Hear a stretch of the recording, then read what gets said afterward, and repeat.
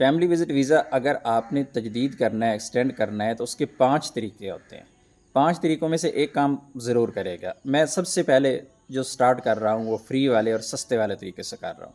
सबसे पहला काम आप ये करें कि आप फ़ीस पे करें, इंश्योरेंस करें, अबशर में जाएँ, वीज़ा एक्सटेंड करें, इंशाल्लाह हो जाएगा। आजकल एक्सटेंड हो रहे हैं।